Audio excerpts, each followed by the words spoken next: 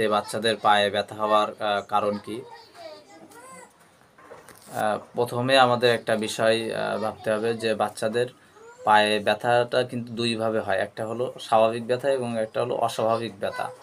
স্বাভাবিক ব্যথাটা হচ্ছে এটাকে গ্রোয়িং পেইন বলে, অর্থাৎ বাচ্চা যে সময় বাড়ন্ত বয়স হয়, বাচ্চার হাড় বৃদ্ধি পায়, সেই সময় কিন্তু পায়ে ব্যথা হতে পারে। এই ব্যথাটা কেমন হবে?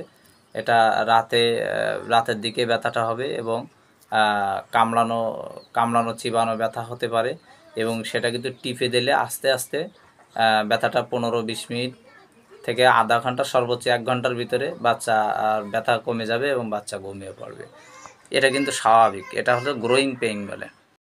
কখন অস্বাভাবিক মনে করবেন? যখন দেখবেন সকালে ঘুম থেকে ওঠার পরে ব্যথা, প্রচণ্ড ব্যথা এবং ব্যথাযুক্ত স্থানটা লালচে ভাব হওয়া এবং ব্যথাযুক্ত স্থানটা ফুলে যাওয়া। এই উপসর্গগুলো যদি আপনার বাচ্চার ভিতরে থাকে তাহলে দেরি না করে নিকটস্থ একজন ডাক্তারের শরণাপন্ন হবেন। এবং স্বাভাবিক ব্যথা তো বললাম, যেটা হলো শুধুমাত্র রাতে হবে এবং 10-20 মিনিট থেকে আধা ঘন্টা, সর্বোচ্চ 1 ঘন্টা ব্যথাটা থাকতে পারে। তবে সকালে ব্যথাটা হবে না, জায়গাটা ফুলবে না এবং লাল হবে না।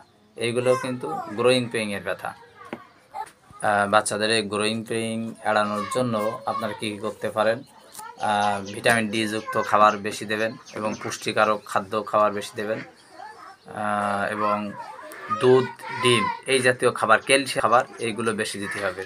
তাহলে কিন্তু বাচ্চাদের যে বাড়ন্তের সময় যে ব্যথাটা, এটা কিছুটা হলেও রিমুভ হবে। এবং যে সময় ব্যথা হবে সেই সময় একটু ম্যাসেজ করবেন, হালকা গরম সেক দিতে পারেন। এটা নিয়ে ভয় পাওয়ার কোনো কারণ নাই।